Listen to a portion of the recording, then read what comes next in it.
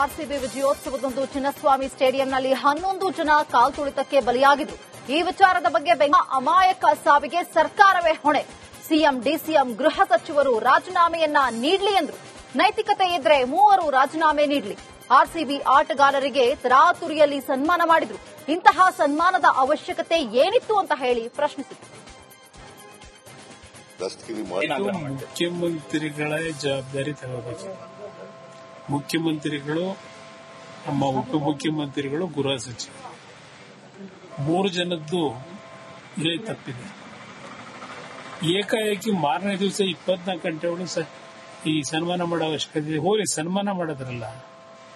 ನಾನು ಹೇಳದ್ನಲ್ಲ, ಯಾವ ರೀತಿ ಸನ್ಮಾನ ಮಾಡಿದ್ರಿ ನೀವು ಅವರಿಗೆ? ಆರ್ಸಿಬಿ ವಿಜಯೋತ್ಸವ ಸಂದರ್ಭ 11 ಜನ ಕಾಲ್ತುಳಿತದಿಂದ ಮೃತಪಟ್ಟ ಪ್ರಕರಣದಲ್ಲಿ ಪೊಲೀಸ್ ಅಧಿಕಾರಿಗಳನ್ನ ಅಮಾನತು ಮಾಡಲಾಗಿದ್ದಾರೆ. ಸಿದ್ದರಾಮಯ್ಯ, ಡಿಕೆ ಶಿವಕುಮಾರ್ ಕೈಗಳು ರಕ್ತಸಿಕ್ತವಾಗಿವೆ. ಅಧಿಕಾರಿಗಳ ಮೂತಿಗೆ ಸಸ್ಪೆಂಡ್ ಮಾಡಿದ್ದಾರೆ. ಸಿಎಂ, ಡಿಸಿಎಂ ಮಾಡಿದ ತಪ್ಪಿಗೆ ಅಧಿಕಾರಿಗಳನ್ನ ಅಮಾನತು ಮಾಡಲಾಗಿದೆ ಅಂತ ಆಕ್ರೋಶ ಹೊರಹಾಕಿದ್ರು. ಸಿದ್ದರಾಮಯ್ಯನವರು ಮತ್ತು ಡಿಕೆ ಶಿವಕುಮಾರ್ ಅವರ ಕೈಗೆ ರಕ್ತ ಹಂಚಿಕೊಂಡಿದೆ. ಅವರ ಕೈಗಳು ರಕ್ತ ಸಿಕ್ತಾಗಿದೆ. ಮಕ್ಕಳನ್ನ ತಂದೆ ತಾಯಿ ಯಾರು ಕಳ್ಕೊಂಡಿದ್ದಾರೆ ಅವರು ಶಾಪ ಹಾಕ್ತಾ ಇದ್ದಾರೆ. ತಮ್ಮ ಕೈಯಲ್ಲಿರುವಂತಹ ರಕ್ತವನ್ನ ಅವರು ತೊಳ್ಕೊಳಕ್ಕೆ ನೋಡ್ತಾ ಇದ್ದಾರೆ ಮತ್ತು ಅಧಿಕಾರಿಗಳಿಗೆ ಅದನ್ನ ಅಂಟಿಸಕ್ಕೆ ನೋಡ್ತಾ ಇದ್ದಾರೆ, ಅವರ ಮೂತಿಗೆ ಒರೆಸೋಣ ಅಂತ ಹೇಳಿ. ಇದರ ಪರಿಣಾಮವೇ ಯಾರಿಗೆ ಟಫ್ ಕಾಪ್ ಅಂತ ನಾವು ಹೇಳ್ತಾ ಇದ್ವಿ, ಒಬ್ಬ ಒಳ್ಳೆಯ ಅಧಿಕಾರಿ, ಪ್ರಾಮಾಣಿಕ ಅಧಿಕಾರಿ ಅಂತ ಹೇಳ್ತಾ ಇದ್ವಿ, ಸಾಮಾನ್ಯ ಕುಟುಂಬದಿಂದ, ಹಿಂದುಳಿದ ವರ್ಗದಿಂದ ಬಂದಂತ ಒಬ್ಬ ವ್ಯಕ್ತಿ ನಮ್ಮ ಬೆಂಗಳೂರಿಗೆ ಪೊಲೀಸ್ ಕಮಿಷನರ್ ಆದ್ರು ಅಂತ ಹೇಳ್ಕೊಂತಿದ್ವಿ, ಅವರನ್ನ ಸಸ್ಪೆಂಡ್ ಮಾಡಿದ್ದಾರೆ. ಕೊಪ್ಪಳದಲ್ಲಿ ಸಂಸದ ರಾಜಶೇಖರ್ ಹಿಟ್ನಾಳ್, ದಯಾನಂದ್ ತಲೆದಂಡ ಸಮರ್ಥಿಸಿಕೊಂಡಿದ್ದಾರೆ. ಸಿದ್ದರಾಮಯ್ಯ ಒಳ್ಳೆಯ ನಿರ್ಧಾರವನ್ನ ಕೈಗೊಂಡಿದ್ದಾರೆ ಎಂದರು. ಕ್ರೇಜ್ ಇರೋ ಪಂದ್ಯ ಇದು. ಕ್ರೇಜ್ ಇರುವುದು ಗೊತ್ತಾದ ಮೇಲೆ ಸಮರ್ಥವಾಗಿ ನಿಭಾಯಿಸುವುದು ಕಮಿಷನರ್ ಕರ್ತವ್ಯವಾಗಿದೆ. ಜನ ಸೇರ್ತಾರೆ ಅಂದ್ರೆ ಮುಂಜಾಗ್ರತೆ ವಹಿಸಬೇಕಾಗಿತ್ತು. ಕರ್ತವ್ಯ ನಿಭಾಯಿಸಿಲ್ಲ, ಅದಕ್ಕೆ ದಯಾನಂದ್ ಸಸ್ಪೆಂಡ್ ಆಗಿದ್ದಾರೆ ಅಂತ ಹೇಳಿ ಸಮರ್ಥಿಸಿಕೊಂಡಿದ್ದಾರೆ. ಇವತ್ತು ಕಮಿಷನರ್ ಅವ್ರ ತಲೆದಂಡದ ಬಗ್ಗೆ ಬಿಜೆಪಿ ಅವರು ಮಾತಾಡ್ತಾರೆ. ಅಂತ ಕ್ರೇಜ್ ಇರ್ತಕ್ಕಂಥ ಪಂದ್ಯ ಇವತ್ತು ವಿಜಯೋತ್ಸವ, ಅದನ್ನ ಇವತ್ತು ಕಮಿಷನರ್ ಆಗಲಿ ಇಲಾಖೆ ಆಗಲಿ ಅಂತ ಕ್ರೇಜ್ ಇದೆ ಅಂತ ಗೊತ್ತಿದ್ದ ಮೇಲೆ ಕೂಡ ಅದನ್ನ ಸಮರ್ಥವಾಗಿ ನಿಭಾಯಿಸಬೇಕಾಗಿದ್ದು ಕಮಿಷನರ್ ಕರ್ತವ್ಯ. ಅಲ್ಲಿ ಜನ ಸೇರ್ತಾರಂತ ಗೊತ್ತಿದ್ದ ಮ್ಯಾಗ ಅದಕ್ಕೆ ಮುಂಜಾಗ್ರತೆ ಕ್ರಮ ವಹಿಸಬೇಕಾಗಿತ್ತು. ಅವರು ವಹಿಸಿಲ್ಲ, ಅವ್ರ ಮೇಲೆ ಆಕ್ಷನ್ ತಗೊಂಡ್ರೆ ಅದು ಸರಿಯಾದ ಕ್ರಮನೇ. ಇವತ್ತು ಕಮಿಷನರ್ ಅವ್ರ ತಲೆದಂಡದ ಬಗ್ಗೆ ಬಿಜೆಪಿ ಅವರು ಮಾತಾಡ್ತಾರೆ. ಅಂತ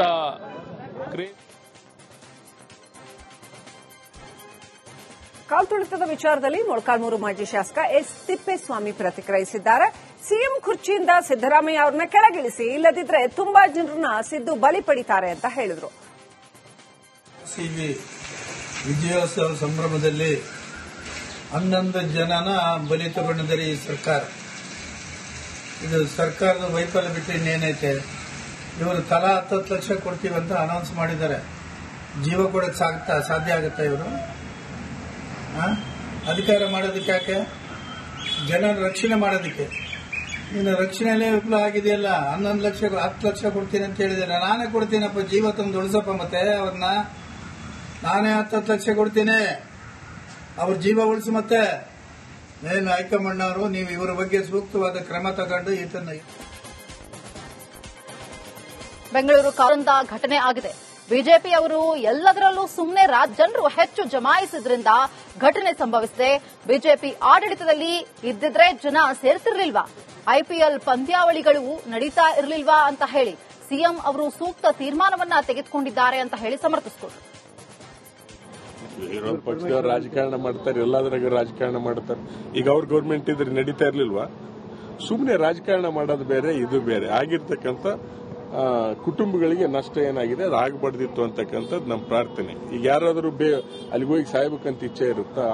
ಸೇರಿದ್ದಾರೆ, ತುಳಿತಕ್ಕೆ ಒಳಗಾಗಿದ್ದಾರೆ. ಸೊ ಅನ್ಯಾಯ ಆಗಿದೆ, ಅವ್ರಿಗೆ ಆಗಬಾರ್ದಿತ್ತು, ಆಗಿದೆ. ಸೊ ಇದನ್ನು ನಾವು ಇವತ್ತು ಯಾರೇ ಇರಲಿ, ಈಗ ಅವರು ಸರ್ಕಾರ ಇದ್ರೆ ಸೇರ್ತಿರ್ಲಿಲ್ವಾ ಜನ?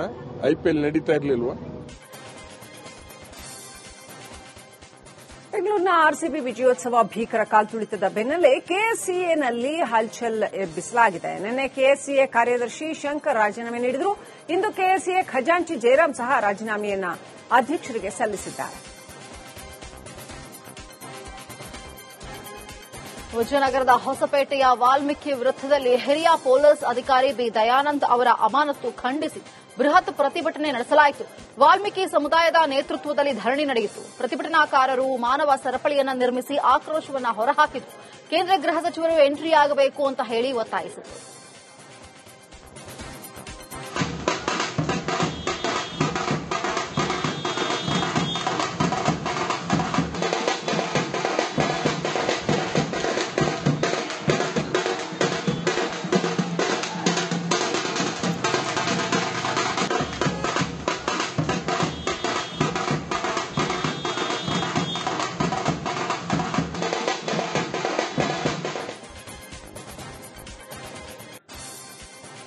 ಬೆಂಗಳೂರು ಕಾಲ್ತುಳಿತದಲ್ಲಿ ಕೆಆರ್ಪೇಟೆಯ ಪೂರ್ಣಚಂದ್ರ ಮೃತಪಟ್ಟಿದ್ರು. ಮಂಡ್ಯದ ಪೂರ್ಣಚಂದ್ರ ಮನೆಯಲ್ಲಿ ನೀರವ ಮೌನ ಆವರಿಸಿದೆ. ಪುತ್ರನ ಫೋಟೋ ಹಿಡಿದು ತಾಯಿ ಕಾಂತಮ್ಮ ಕಣ್ಣೀರು ಹಾಕ್ತಿದ್ದಾರೆ. ಕೆಆರ್ಪೇಟೆ ತಾಲೂಕಿನ ರಾಯಸಮುದ್ರ ಗ್ರಾಮದಲ್ಲಿರುವ ತೋಟದಲ್ಲಿ ಕುಟುಂಬ ಪೂರ್ಣಚಂದ್ರನ ಅಂತ್ಯಕ್ರಿಯೆಯನ್ನ ನೆರವೇರಿಸಿದೆ. ಇಂದು ಮಗನನ್ನ ನೆನೆದು ಸಮಾಧಿ ಬಳಿ ಕುಳಿತ ಪೂರ್ಣಚಂದ್ರ ತಂದೆ ಕಣ್ಣೀರು ಹಾಕ್ತಿದ್ದಾರೆ. ಹೋಗಿರೋದು ಇಷ್ಟು ನಮ್ಮ ಮಗನ ತಂದ್ಕೊಡಕ್ಕಾಗತ್ತೆ. ನನ್ನ ಮಗ ಹೋಗಿರೋದು ಬಹಳ ಆಘಾತ ಆಗುತ್ತೆ ಸರ್. ಮಗನ ಅವನ ನೆನಪರೆ ನಾನು ಕಾಲ ಕಳೆಯೋದಕ್ಕೆ ಆಗೋಗಿದೆ. ಅವನು ತಂದ್ಕೊಡಕ್ಕಾಗುತ್ತೆ. ಆ ಥರದಲ್ಲಿ ನಮಗೆ ಒಂದು ಆಧಾರ ಸ್ತಂಭ ಸರ್ ಅವನು ಆಗಿದೆ ಅವನಿಗೆ. ಈಗ ನಾವು ಅದೇ ಚಿಂತೆಯಲ್ಲಿ ಈಗ ಇದು ಮಾಡ್ತಾ ಇದ್ದೀವಿ. ನಾವು ಏನೂ ಮಾಡೋಕ್ಕಾಗ್ತದೆ. ನಮ್ಗೆ ಆಧಾರ ಆಗಿದ್ದು ಈಗ ನಾನು ಎದ್ದು ಏನೂ ಕೆಲಸ ಮಾಡೋಕ್ಕೆ ಆಯ್ತಾ ಇಲ್ಲ. ನಮಗೆ ಅವನು ಓದಾಗಿಲ್ಲ, ಏನು ಮಾಡೋಕ್ಕಾಯ್ತಾ ಶಾಶ್ವತ. ಕಾಲ್ತುಳಿತದಲ್ಲಿ ಹಾಸನ ಬೇಲೂರು ತಾಲೂಕು ಕೊಪ್ಪಗೋಡು ಗ್ರಾಮದ ಬಾಲಕ ಭೌಮಿಕ್ ಮೃತಪಟ್ಟಿದ್ರು. ಭೌಮಿಕ್ ಸಮಾಧಿಯ ಮೇಲೆ ಬಿದ್ದು ತಂದೆ ಒರಳಾಡ್ತಾ ಇದ್ದಾರೆ. ನನ್ನ ಮಗನನ್ನ ಹೂತಿಲ್ಲ, ಇಲ್ಲೇ ಮಲಗಿಸಿದ್ದೇನೆ. ಇಂತಹ ಸ್ಥಿತಿ ಯಾವ ತಂದೆಗೂ ಬೇಡ ಅಂತ ಹೇಳಿ ಅಳಲನ್ನ ತೋಡ್ಕೊಳ್ತಾ ಇದ್ದಾರೆ. ರಾಜ್ಯ ಸರ್ಕಾರದ ವಿರುದ್ಧ ಭೌಮಿಕ್ ತಂದೆ ಕಿಡಿಕಾರಿದ್ರು. ಪಾಪದ ಪೊಲೀಸರನ್ನ ಅಮಾನತು ಮಾಡಲಾಗಿದೆ. ನನ್ನ ಮಗನ ಸಾವಿಗೆ ರಾಜ್ಯ ಸರ್ಕಾರವೇ ಕಾರಣ ಅಂತ ಹೇಳಿ ಆಕ್ರೋಶವನ್ನ ಹೊರಹಾಕಿದ್ರು. ಆ ಇನ್ಸಿಡೆಂಟ್ ಅಲ್ಲಿ ಆಗಿರೋದು ಪೂರಾ ಇದನ್ನ ಜವಾಬ್ದಾರಿಯುತ ಹೊಣೆನ ಇದು ನಮ್ಮ ಕರ್ನಾಟಕ ಸರ್ಕಾರದ ಕಡೆಯಿಂದಲೇ ಆಗಿರೋದು. ಕರ್ನಾಟಕ ಸರ್ಕಾರದವರೇ ಮಾಡಿರೋದಂತ ಒಂದು ಕೊಲೆ ಇದು. ನಾನು ಇಷ್ಟನ್ನೇ ಹೇಳ್ತಿದ್ದೀನಿ, ಸರ್ಕಾರದವರೇ ಮಾಡಿರೋ ಇದು ಕೊಲೆ. ಎಷ್ಟು ಸರ್ಕಾರಕ್ಕೆ ಈ ಲೆವೆಲ್ ಇದ್ದು ಇದೇ ಒಂದು ಇನ್ಸಿಡೆಂಟ್ಗೆ ನೆನ್ನೆ ನನ್ನ ಮಗನ ಇದು ಮಾಡಕ್ಕೆ ಬಂದಿದ್ರು. ಏನು ಅಂತ್ಯ ಸಂಸ್ಕಾರಕ್ಕೆ ಮಾಡಕ್ ಬಂದಿದ್ರು. ಅಂತ್ಯ ಸಂಸ್ಕಾರಕ್ಕೆ 150-200 ಜನನ ಕಳಿಸಿದ್ರು ಪೊಲೀಸ್ಗೆ. ಇದನ್ನ ಇಲ್ಲಿ ಏನು ಆ ತರ ಸೀನ್ಗಳನ್ನು ಕೊಡ್ಬೇಕಿಲ್ಲ. ವಿಜಯೋತ್ಸವ ಕಾಲ್ತುಳಿತದಲ್ಲಿ ಯಲಹಂಕದ ದಿವ್ಯಾಂಶಿ ಅಸ್ವಸ್ಥಗೊಂಡು ಆಸ್ಪತ್ರೆ ದಾಖಲಾಗಿದ್ರು. ಆಸ್ಪತ್ರೆಯಲ್ಲಿ ಅವ್ಯವಸ್ಥೆ ಏನು ಆಗಿತ್ತು ಅದರ ವಿರುದ್ಧ ಎಲ್ಲೂ ಕೂಡ ತಡ ಮಾಡಿದ್ರು. They did not do immediate CPR or immediate shock ಕೊಟ್ಟಿದ್ರೆ ಉಳಿತಾ ಇದ್ಲು. ಬಿಕಾಸ್ ನನ್ನ ತಂಗಿ ಸ್ವತಃ ಹೆಲ್ತ್ ಕೇರ್ ಮ್ಯಾನೇಜ್ಮೆಂಟ್ ಅಲ್ಲಿ ಇದ್ದಾಳೆ. ಅಂಡ್ ನನ್ನ ಮೊದಲನೇ ತಂಗಿ she is MD anaesthetist. So I know what are the primary things to be done. I know and we know. In fact ನನ್ನ ತಂಗಿ ಕೂಡ ಇದ್ಲು ನನ್ನ ಜೊತೆ. But nothing happened at the hospital and we did not get the ambulance. Footpath ತುಂಬಾ ಪೊಲೀಸರಿದ್ರು sir, ಹರಟೆ ಹೊಡಿತಾ ಇದ್ರು. ಚಿನ್ನಸ್ವಾಮಿ ಕ್ರೀಡಾಂಗಣ ಕಾಲ್ತುಳಿತ ಪ್ರಕರಣದ ಬಗ್ಗೆ ಚಿಕ್ಕಮಗಳೂರಿನಲ್ಲಿ ಸಚಿವ ಸತೀಶ್ ಜಾರಕಿಹೊಳಿ ಪ್ರತಿಕ್ರಿಯಿಸಿದ್ದಾರೆ. ತನಿಖೆಯಾಗಲಿ, ತಪ್ಪಿತಸ್ಥರು ಯಾರು ಅಂತ ವರದಿ ಬಂದ ಮೇಲೆ ಮುಂದಿನ ಕ್ರಮ ಇನ್ನೂ ಒಂದು ಸ್ಟೆಪ್ ಇದೆ. ಇಂತಹ ಘಟನೆ ಆಗಬಾರ್ದಿತ್ತು, ಆಗಿದೆ. ಬಹಳ ಗೊಂದಲವಿದೆ. ಅನುಮತಿ ಬಗ್ಗೆ ತನಿಖೆಯಾಗಬೇಕು ಎಂದರು. ಸಿಎಂ ವರದಿ ತರಿಸಿಕೊಂಡಿರ್ತಾರೆ. ಕ್ಯಾಬಿನೆಟ್ನಲ್ಲಿ ಚರ್ಚೆ ಆಗುತ್ತೆ. ವರದಿ ಬರಲಿ, ತಪ್ಪಿಲ್ಲ ಅಂದ್ರೆ ಆಮೇಲೆ ದಾರಿ ಇದೆ. ಭದ್ರತೆ ವೈಫಲ್ಯ ಆಗಿದೆ ಇಲ್ಲ ಅಂತ ಹೇಳಕ್ಕೆ ಆಗೋದಿಲ್ಲ. ಮೊದಲು ವರದಿ ಬರಲಿ ಅಂತ ಹೇಳಿ ಸರಿ ಇದು ತಪ್ಪಿದೆ ನಂತರ ಅವ್ರಿಗೂ ಅವಕಾಶ ಇದೆ. ಎಲ್ಲ ಯಾರ್ಯಾರ ಬೇಕೇ ಬೇಕು ಅವ್ರಿಗಿದ್ರೆ ಮತ್ತೆ ಅವ್ರಿಗೂ ಅವಕಾಶ ಇದೆ. ವಿರೋಧ ಪಕ್ಷದವರಿಗೆ ಮತ್ತೆ ಅವರು ಅವಕಾಶ ಇದೆ. ನಾವು ಒಂದು ವರದಿ ಬರಲಿ, ಅದು ಸರಿ ಇದು ತಪ್ಪಿದೆ ನಂತರ ಅವ್ರಿಗೂ ಅವಕಾಶ ಇದೆ. ಸರ್ಕಾರಿ ಪ್ರಾಯೋಜಿತ ಚಿನ್ನಸ್ವಾಮಿ ಸ್ಟೇಡಿಯಂ ಸುತ್ತಲೂ ಕಾಲ್ತುಳಿತ ಪ್ರಕರಣ ನಡೆದಿತ್ತು. ಬೆಂಗಳೂರಿನಲ್ಲಿ ಆಮ್ ಆದ್ಮಿ ಪಕ್ಷದಿಂದ ಪ್ರತಿಭಟನೆ ನಡೆಯಿತು. ಸರ್ಕಾರದ ವಿರುದ್ಧ ಫ್ರೀಡಂ ಪಾರ್ಕ್ನಲ್ಲಿ ಈ ಕುರಿತಾಗಿ ಧರಣಿ ನಡೆಯಿತು. ಪ್ರತಿಭಟನಾಕಾರರು ಸಿಎಂ, ಡಿಸಿಎಂ, ಗೃಹ ಸಚಿವರು ರಾಜೀನಾಮೆ ನೀಡಬೇಕು ಅಂತ ಆಗ್ರಹಿಸಿದರು. 11 ಜನರ ಸಾವಿಗೆ ಸರ್ಕಾರ ಕಾರಣ ಅಂತ ಆರೋಪಿಸಿದರು. ರಾಜಕಾರಣಿಗಳು, ಮುಖ್ಯಮಂತ್ರಿಗಳಾದಂತಹ ಶ್ರೀ ಸಿದ್ದರಾಮಯ್ಯ, ಉಪಮುಖ್ಯಮಂತ್ರಿಗಳಾದಂತಹ ಶ್ರೀ ಡಿಕೆ ಶಿವಕುಮಾರ್ ಹಾಗೂ ಶ್ರೀ ಪರಮೇಶ್ವರ್ ಅವರು ಹೋಮ್ ಮಿನಿಸ್ಟರ್ ಇದಕ್ಕೆ ನೇರವಾಗಿ ಕಾಲ್ತುಳಿತದಿಂದ ಮಕ್ಕಳಿಲ್ವಾ, ಮನುಷ್ಯತ್ವ ಇಲ್ವಾ? ಕಾಲ್ತುಳಿತ ಘಟನೆಗೆ ಸಿಎಂ, ಡಿಸಿಎಂ, ಗೃಹ ಸಚಿವರೇ ಕಾರಣ ಎಂದರು. ತಕ್ಷಣ ಹೊಣೆ ಹೊತ್ತು 3 ರಾಜೀನಾಮೆಯನ್ನ ಕೊಡಬೇಕು ಅಂತ ಹೇಳಿ ಆಗ್ರಹಿಸಿದರು. ವಿಧಾನಸಭೆ ಎದುರಿನ ವೇದಿಕೆ 25-30 ಜನರಿಗೆ ಸೀಮಿತ. ಸಿದ್ದರಾಮಯ್ಯ ಮೊಮ್ಮಗ ಸೇರಿ 300 ಜನರು ಸೇರಿದ್ರು. ಕಾಲ್ತುಳಿತದ ಬಗ್ಗೆ ಗೊತ್ತಿದ್ರು, ಡಿಕೆಶಿ ಕಪ್ಗೆ ಮುತ್ತಿಕ್ಕುತ್ತಿದ್ರು ಅಂತ ಹೇಳಿ ಆಕ್ರೋಶವನ್ನ ಹೊರಹಾಕಿದ್ರು.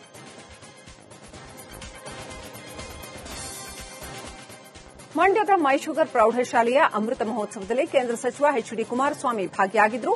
ಕೇಂದ್ರ ಸಚಿವ ಕುಮಾರಸ್ವಾಮಿ ಶಾಲಾ ಆವರಣದಲ್ಲಿ ಗಿಡ ನೆಟ್ಟು ನೀರೆರೆದರು. ಇದೇ ವೇಳೆ ಆದಿಚುಂಚನಗಿರಿ ಮಠದ ಶ್ರೀ ನಿರ್ಮಲಾನಂದನಾಥ ಸ್ವಾಮೀಜಿ, ಪುರುಷೋತ್ತಮಾನಂದ ಸ್ವಾಮೀಜಿ ಹಾಗೂ ಮಾಜಿ ಸಚಿವ ಸಿಎಸ್ ಪುಟ್ಟರಾಜು, ಮಾಜಿ ಎಂಎಲ್ಸಿ ಕೆಟಿ ಶ್ರೀಕಂಠೇಗೌಡ ಉಪಸ್ಥಿತರಿದ್ದರು. ವಿದ್ಯುತ್ ಶಾಕ್ನಿಂದಾಗಿ ಸ್ಥಳದಲ್ಲೇ ಲೈನ್ಮ್ಯಾನ್ ಮೃತಪಟ್ಟಿರುವ ಘಟನೆ ಬಳ್ಳಾರಿಯಲ್ಲಿ ನಡೆದಿದೆ. ವಿದ್ಯುತ್ ಕಂಬದಲ್ಲಿ ಯಾದಗಿರಿ ಜಿಲ್ಲೆಯ ವಡಗೇರ ತಾಲೂಕಿನ ಹುಂಡೇಕಲ್ ಗ್ರಾಮ ಸಾಂಕ್ರಾಮಿಕ ರೋಗಗಳ ತಾಣವಾಗಿದೆ. ಗ್ರಾಮಸ್ಥರು ಸಾಂಕ್ರಾಮಿಕ ರೋಗದ ಭೀತಿಯಲ್ಲಿದ್ದಾರೆ. ಗ್ರಾಮದಲ್ಲಿ ಮಲಿನ ನೀರು ಸಂಗ್ರಹವಾಗಿ ಗಬ್ಬೆದ್ದು ನಾರ್ತಾ ಇದೆ. ಜನರು ಪಾಚಿಗಟ್ಟಿದ ಮಲಿನ ನೀರಿನಲ್ಲೇ ಓಡಾಡ್ತಾ ಇದ್ದಾರೆ. ನಿತ್ಯವೂ ಮೂಗು ಮುಚ್ಚಿಕೊಂಡು ಓಡಾಡುವ ದುಸ್ಥಿತಿಯುಂಟಾಗಿದೆ. ಮೂಲಭೂತ ಸೌಕರ್ಯ ಒದಗಿಸುವಲ್ಲಿ ವಿಫಲವಾದ ಅಧಿಕಾರಿಗಳ ವಿರುದ್ಧ ಗ್ರಾಮಸ್ಥರು ಆಕ್ರೋಶ ಹೊರಹಾಕುತ್ತಿದ್ದಾರೆ. ನೆಲಮಂಗಲ ತಾಲೂಕಿನ ಗೊಲ್ಲಹಳ್ಳಿ ಬಳಿ ಯುವಕನ ಹೆಣ ಉರುಳಿಸಲಾಗಿದೆ. ಯುವತಿ ವಿಚಾರಕ್ಕೆ ಚಾಕುವಿನಿಂದ ಮನಸ್ಸೋ ಇಚ್ಛೆ ಇರಿದು ಯುವಕನನ್ನ ಕೊಲೆ ಮಾಡಲಾಗಿದೆ. ಯುವತಿ ವಿಚಾರಕ್ಕೆ ಸ್ನೇಹಿತರ ನಡುವೆ ಗಲಾಟೆ ನಡೆದು ಕೊಲೆಯಲ್ಲಿ ಅಂತ್ಯವಾಗಿದೆ. ಮೃತದೇಹ ಮರಣೋತ್ತರ ಪರೀಕ್ಷೆಗೆ ನೆಲಮಂಗಲ ಸರ್ಕಾರಿ ಆಸ್ಪತ್ರೆಗೆ ರವಾನೆ ಮಾಡಲಾಗಿದೆ. ರಾಯಚೂರು ಜಿಲ್ಲೆ ಮಸ್ಕಿ ತಾಲೂಕಿನ ಗೌಡನಬಾವಿ ಗ್ರಾಮ ಪಂಚಾಯಿತಿ ಕಚೇರಿಗೆ ನರೇಗಾ ಕಾರ್ಮಿಕರು ಮುತ್ತಿಗೆ ಹಾಕಿದರು. ಪಂಚಾಯಿತಿ ಪಿಡಿಒ ವಸಂತಗೀತಾ ಹಾಗೂ ಸಿಬ್ಬಂದಿ ವಿರುದ್ಧ ಕಾರ್ಮಿಕರು ಆಕ್ರೋಶ ವ್ಯಕ್ತಪಡಿಸಿದರು. ಕಳೆದ ಹಲವು ತಿಂಗಳುಗಳಿಂದ ಕೆಲಸ ಇಲ್ಲದೆ ಕಾರ್ಮಿಕರು ಅಲೆದಾಟ ಮಾಡ್ತಾ ಇರೋ ಆರೋಪ ಕೇಳಿಬಂದಿದೆ. ಗ್ರಾಮದಲ್ಲಿ 200ರಿಂದ 300 ಜನ ಕೂಲಿಕಾರರಿದ್ದು ಎನ್ಎಂಎಂಎಸ್ ಫೋಟೋ ಅಪ್ಲೋಡ್ ಮಾಡದೆ ನಿರ್ಲಕ್ಷ್ಯ ತೋರಿದ್ದಾರೆ. ಈ ಹಿನ್ನೆಲೆ ಪೂರ್ಣ ಪ್ರಮಾಣದ ಹಣ ಜಮಾ ಆಗ್ತಾ ಇಲ್ಲ ಅಂತ ಆಕ್ರೋಶ ಹೊರಹಾಕಿದ್ದಾರೆ. ಕಿಡಿಗೇಡಿಗಳು ಸಾಮಾಜಿಕ ಜಾಲತಾಣಗಳ ಮೂಲಕ ಕೋಮು ದ್ವೇಷ ಹರಡೋದಕ್ಕೆ ಯತ್ನಿಸಿದರು. ಪೊಲೀಸರು ಆರೋಪಿಗಳನ್ನ ಕ್ರಮವಾಗಿ ನಿಲ್ಲಿಸಿ ಕೈ ಮುಗಿಸಿ ಕ್ಷಮೆ ಕೇಳಿಸಿದ್ದಾರೆ. ಪೊಲೀಸರ ಟ್ರೀಟ್ಮೆಂಟ್ಗೆ ಹೆದರಿ ಕಣ್ಣೀರು ಹಾಕಿ ಇನ್ಮುಂದೆ ಈ ತರ ಮಾಡಲ್ಲ ಅಂತ ಹೇಳಿ ಕ್ಷಮೆ ಯಾಚಿಸಿದ್ದಾರೆ. ಸೋಷಿಯಲ್ ಮೀಡಿಯಾದಲ್ಲಿ ಕೋಮು ಪ್ರಚೋದನೆ ನೀಡಿದವರೇ ಈಗ ಟ್ರೋಲ್ ಆಗಿದ್ದಾರೆ. ರಾಜ್ಯದಲ್ಲಿ ಮುಂಗಾರು ಆರಂಭವಾದ ಹಿನ್ನೆಲೆಯಲ್ಲಿ ಕಲಬುರಗಿ ಜಿಲ್ಲೆಯ ಚಿಂಚೋಳಿ ತಾಲೂಕಿನ ಆಯನೊಳ್ಳಿ ಗ್ರಾಮದಲ್ಲಿ ರೈತರು ಮುಂಗಾರು ಬಿತ್ತನೆಗಾಗಿ ಭೂಮಿ ತಾಯಿಗೆ ವಿಶೇಷ ಪೂಜೆ ಸಲ್ಲಿಸುವ ಮೂಲಕ ಬಿತ್ತನೆಗೆ ಚಾಲನೆ ನೀಡಿದ್ದಾರೆ. ಚಿಂಚೋಳಿ ತಾಲೂಕಿನ ಆಯನೊಳ್ಳಿ ಗ್ರಾಮದಲ್ಲಿ ಗ್ರಾಮ ದೇವತೆಯಾದ ಶ್ರೀ ಲಕ್ಷ್ಮೀ ದೇಗುಲದಲ್ಲಿ ವಿಶೇಷ ಪೂಜೆ ಸಲ್ಲಿಸಿ ದೇವಿಗೆ ನೈವೇದ್ಯ ಅರ್ಪಿಸಿದರು. ರೈತರ ಜೀವನಾಡಿಯಾಗಿರುವ ಎತ್ತುಗಳಿಗೆ ವಿಶೇಷವಾಗಿ ಶೃಂಗರಿಸಿ ಗ್ರಾಮದಲ್ಲಿ ಮೆರವಣಿಗೆ ನಡೆಸಿದರು. ಬಳ್ಳಾರಿ ಜಿಲ್ಲೆ ಸಂಡೂರು ತಾಲೂಕಿನಲ್ಲಿ ಮಳೆ ಹಿನ್ನೆಲೆಯಲ್ಲಿ ನರಸಿಂಗಾಪುರ, ದೋಣಿಮಲ್ಲೆ ಮತ್ತು ನವಿಲುಹಟ್ಟಿ ಗ್ರಾಮದ ರಸ್ತೆಗಳು ಕೆರೆಯಂತಾಗಿವೆ. ಮಳೆ ನಿಂತರೂ ಕೂಡ ರಸ್ತೆಗಳಿಂದ ನೀರು ಹೋಗದೆ ಜನರು ಪರದಾಡುವಂತಾಗಿದೆ. ತಗ್ಗು ಪ್ರದೇಶದಲ್ಲಿ ಜಲಾವೃತವಾಗಿರುವಂತಹ ರಸ್ತೆ ದಾಟುವುದಕ್ಕೆ ಪರದಾಡ್ತಾ ಇದ್ದು ವ್ಯಕ್ತಿಯೊಬ್ಬರು ನಿಂತ ನೀರಲ್ಲೇ ಧರಣಿಗೆ ಕುಳಿತಿದ್ದಾರೆ. ಮಳೆ ನೀರಲ್ಲಿ ಕುಳಿತುಕೊಂಡು ಅಧಿಕಾರಿಗಳಿಗೆ ನಾಗರಾಜ್ ಹಿಡಿ ಶಾಪವನ್ನ ಹಾಕಿದರು. ದೇವನಹಳ್ಳಿ ಬಳಿಯ ಕೆಂಪೇಗೌಡ ಅಂತಾರಾಷ್ಟೀಯ ವಿಮಾನ ನಿಲ್ದಾಣದಲ್ಲಿ ಟ್ಯಾಕ್ಸಿ ಚಾಲಕರು ಊಬರ್ ಸಂಸ್ಥೆ ವಿರುದ್ಧ ಪ್ರತಿಭಟನೆ ನಡೆಸಿದರು. ಊಬರ್ ಸಂಸ್ಥೆಯ ಮ್ಯಾನೇಜರ್ನಿಂದ ಎಕ್ಸೆಲ್ ವಾಹನಗಳಿಗೆ ಟ್ರಿಪ್ ನೀಡದೆ ಕಿರುಕುಳ ಆರೋಪ ಕೇಳಿಬಂದಿದ್ದು ಏರ್ಪೋರ್ಟ್ನ ಊಬರ್ ಪಾರ್ಕಿಂಗ್ ಲಾಟ್ನಲ್ಲಿ ಪ್ರತಿಭಟನಾಕಾರರು ಆಕ್ರೋಶ ಹೊರಹಾಕಿದರು. G7 ಶೃಂಗಸಭೆಯಲ್ಲಿ ಭಾಗವಹಿಸುವಂತೆ ಪ್ರಧಾನಿ ನರೇಂದ್ರ ಮೋದಿಗೆ ಕೆನಡಾ ಪ್ರಧಾನಿ ಕಾರ್ನಿ ಆಹ್ವಾನವನ್ನ ಕೊಟ್ಟಿದ್ದಾರೆ. ಅವರ ಕರೆಯನ್ನ ಪ್ರಧಾನಿ ಸ್ವೀಕರಿಸಿದ್ದಾರೆ. ಮುಂದಿನ ವಾರ ನಡೆಯಲಿರುವಂತಹ G7 ಶೃಂಗಸಭೆಯಲ್ಲಿ ಭಾರತವನ್ನ ಮೋದಿ ಪ್ರತಿನಿಧಿಸಲಿದ್ದಾರೆ. 2015ರ ನಂತರ ಶ್ರೀ ಮೋದಿ ಅವರ ಮೊದಲ ಕೆನಡಾ ಭೇಟಿಯಾಗಿದೆ. ಈ ಹಿಂದೆ G7 ಶೃಂಗಸಭೆಗೆ ಹಾಜರಾಗದಿರುವುದಕ್ಕೆ ಮೋದಿ ತೀರ್ಮಾನಿಸಿದ್ರು. ಆದರೆ ಕೆನಡಾ ಪ್ರಧಾನಿ ಕಾರ್ನಿ ಕರೆ ಮಾಡಿ ಮೋದಿ ಮನವೊಲಿಸುವ ಕೆಲಸವನ್ನ ಮಾಡಿರುವ ಹಿನ್ನೆಲೆಯಲ್ಲಿ ಮೋದಿ ಭೇಟಿಗೆ ಒಪ್ಪಿಗೆಯನ್ನ ಕೊಟ್ಟಿದ್ದಾರೆ.